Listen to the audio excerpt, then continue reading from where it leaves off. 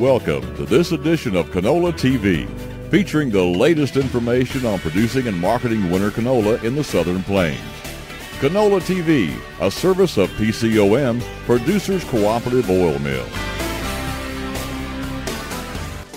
Howdy neighbors, welcome back to another edition of Canola TV, and join us today, Heath Sanders with PCOM. Heath, as we get into the winter months, we are starting to see this winter canola crop actually go dormant, right? That is correct, Ron. We've still got some green canola out there in the field right now. As we get colder, this canola is going to basically go dormant. The leaves will turn brown, white-looking leaves. And as long as that plant, that crown, is green, that canola is still alive. Now, it may look like it's burnt back pretty good, but most of the time that canola is still healthy.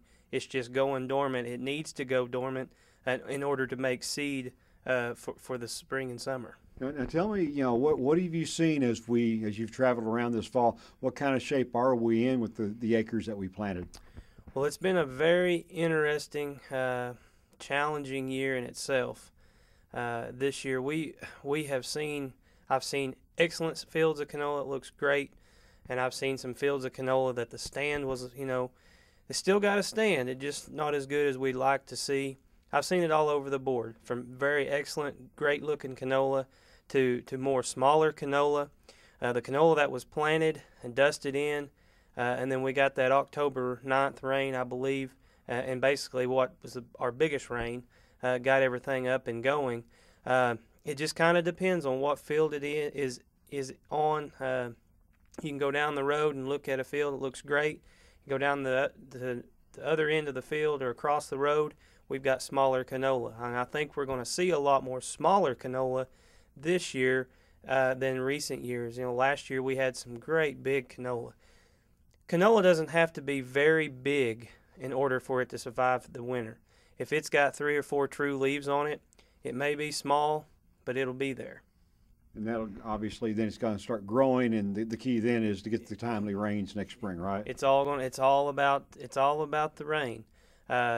Some things that growers need to be looking at. Hopefully they've got their herbicide application put on, along with an insecticide application that I recommended for this spring, just to take care of our grassy weeds, and also diamondback moth larvae. We have seen a tremendous more diamondback moth larvae in the last couple years than we have in recent years, and I think they're doing more damage than we think. I think we need to keep an eye out on them. If you're going to make a trip across the field with a Roundup or a Sure 2 Select, throw that insecticide in there to take care of the diamondback moth larvae. Now, how often should a producer be looking at their fields in the winter? Generally, there's not a whole lot going on right now. But I like for farmers to get in the routine, at least checking it once a week. It's cold. If you go out there during the day, you can generally, make a little swath across the field and kind of get an idea of what your canola crop is doing. So that's what I recommend.